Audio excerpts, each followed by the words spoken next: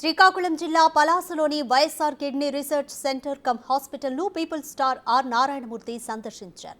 Uddanam kidney సమస్యని Pawan highlight చేయడంతో సమస్యకు పరిష్కారం దొరికిందన్నారు. గత ప్రభుత్వం ఎన్టీఆర్ సుజలా ద్వారా వాటర్ ట్యాంకులు ఏర్పాటు చేయడం, జగన్ సర్కార్ సుమారు 800 కోట్లు ఖర్చు చేయడం ప్రశంసనీయం అన్నారాయన. ఇలాంటి దశలో పవన్ కళ్యాణ్ గారు he played very big role, wonderful role.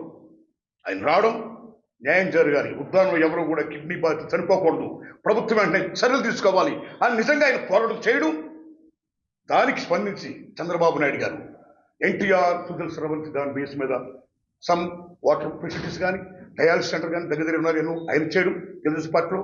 ఇలా going on like this it's going on. కానీ ఏదైతే మెయిన్ మూలాలు ఉన్నాయో ఆ మూలాలు అనేది మోస్ట్ ఇంపార్టెంట్. ఏ మనిషి అయినా ఆరోగ్యంగా ఉండాలంటే మనం తినే తిండి, పీల్చే గాలి, తాగే నీరు మోస్ట్ ఇంపార్టెంట్. ఇక్కడ తెలంగాణ తీసుకోండి, మీకు చాలామంది మీకు తెలుసు అక్కడ వాటర్ ఫ్లోరైడ్ బాధితులు, భూగర్భ జలాలు బేస్. అలాగే ఉద్దానం నాకు తెలిసి పెద్దలందరూ మేధావులు చెప్పారు ఈ కాదు ఒక పాత్రికే మిత్రుడు కూడా అసలు వారికి దిబ్బేసి అని కూడా అడిగాడు ఆయన. నేనేం డాక్టర్ని కానీ 69 ఏళ్ల వయసులో ఇలాంటి పెద్దలందరూ చెప్పింది విని నాకు అంత మాడింది. ఏ మనిషికైనా సరే ఈవేళ వాటర్ మోస్ట్ ఇంపార్టెంట్. ఈ ప్రాంతంలో ఈ భూగర్భ జలాల్లో because of this globalization, the mechanization, ఈ నూతన ఆర్థిక విధానాల వల్ల, డబ్బే ప్రధానమైపోవడం వల్ల, వ్యాపారమే ప్రధానమైపోవడం వల్ల సో మనీ ఎరువులు బీభత్సంగా వచ్చేసి మొత్తం అంతా జీడి మామిడి తోటల మీద, కొబ్బరి చెట్ల మీద, వాటి మీద, వీటి మీద మొత్తం బీభత్సంగా పూసేయడం వల్ల అవి భూగర్భ జలాలు ఇంకిపోవడం. అలా ఇక్కడ ఉన్న కొన్ని రాళ్ళు, ఆ శిలాజాలం, ఆ కెమిస్ట్రీ ఏమవుతుందో దానివల్ల బికాస్ ఆఫ్ దీస్ ఫ్యాక్టర్స్ తాగే నీరు, తినే తిండి, పీల్చే గాలి సమ్ పొల్యూట్ అవడం వల్ల, ఆ తగిన వారు ఈ విధంగా అవడం వల్ల జరుగుతుందనే ఉద్దేశంతో మీలాటోళ్ళు మాటలు ఫీల్ అవుతుంది. దానికి వారు రీసెర్చ్ చేస్తున్నారు. సెల్యూట్. ఎంత బీభత్సంగా జరుగుతుందో దీనికి మూలం కావాలి. మూలం కావడమే కాదు, ఏ మనిషి అయినా బాగుండాలంటే విద్య, వైద్య మోస్ట్ ఇంపార్టెంట్. అప్పుడు ఏ దేశం సరే అభివృద్ధి చెందుతుంది. ఈవేళ కిడ్నీ బాధితులు చూస్తే మనకి ఏడుపు వస్తుంది. ఇల్లు గుల్ల మొత్తం హోనం, కష్టపడి కూడా మొత్తం కిడ్నీ వచ్చిన పేరెంట్స్ ఎవరైనా పట్టుకుని హాస్పిటల్ తీసుకుని పెట్టాలి, సంపాదన దాన్ని పెట్టాలి, బతికితే హ్యాపీ, చనిపోతే మళ్ళీ ఏడుపు.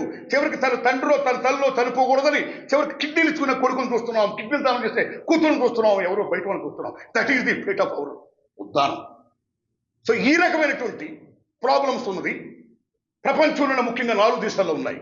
One is El Salvador, next one is Barbados, third one is Uddanam, fourth one is Sri Lanka.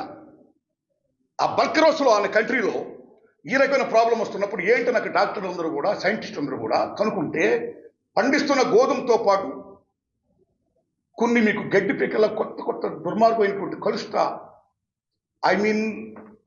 దాన్ని ఏమంటారు, కలుపు మొక్కలు పుడతాయి. ఆ గోధుమ గింజలతో పాటు కలుపు మొక్కల గింజలు కూడా అందులో కలిపి మిక్స్ అయిపోవడం వల్ల, ఈ తినడం వల్ల అక్కడ వ్యాధి వచ్చింది అని కనుక్కున్నారు డాక్టర్స్. ఏనాడైతే గోధుమ మొక్కలతో పాటు కలుపు మొక్కలను వేరు చేసేసారో అప్పుడు ఇక్కడ హెల్తీగా ఉన్నారు.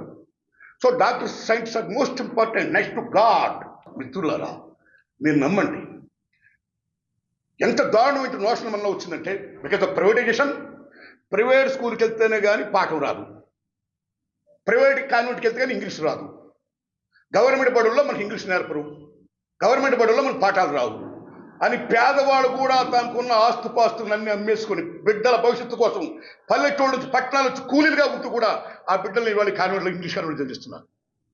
ఆ దశ నుంచి ఎవరైనా పేదవాడు కూడా ఏదైనా జబ్బు వస్తే గవర్నమెంట్ ఆసుపత్రికి వెళ్తే జస్ట్ నీరు పోస్తారు, రొమ్ములు ఇస్తారు. ఇక్కడ వద్దురాబాబు, రాయే తల్లి పోదాం మన ఊరి దవాఖానకు అని అంటే రాను రాను తల్లో లంచాల దవాఖానకు అని ఫీతో మరి ఎక్కడ పోదాం, ప్రైవేట్ హాస్పిటల్ పోదాం ఆమె మోసంతో అలాగున్న దశలో ఆంధ్రప్రదేశ్కి సెంట్రల్ గవర్నమెంట్ నుంచి ముఖ్యంగా హెల్ప్ లేదు, కోఆపరేషన్ లేదు. ఇది మొత్తం భారతదేశం మొత్తం అంతా బేర్ చేయాలి.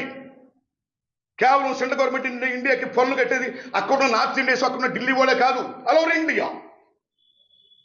Hour is a secular country, federal state. కాబట్టి మీరు స్టేట్కి మీరు కేటాయించాలి నిధులు. కృపారాణి గారు ఢిల్లీలో ఫైట్ చేసినా సరే 30% 30 lakhs మీరు కేటాయిస్తారు, ఆపేస్తే ఎవరు చేస్తారు? సో నిధులు లేవని ఏ రాష్ట్ర ప్రభుత్వాలు కూడా అప్పటిదాకా కూడా చేయలేదు.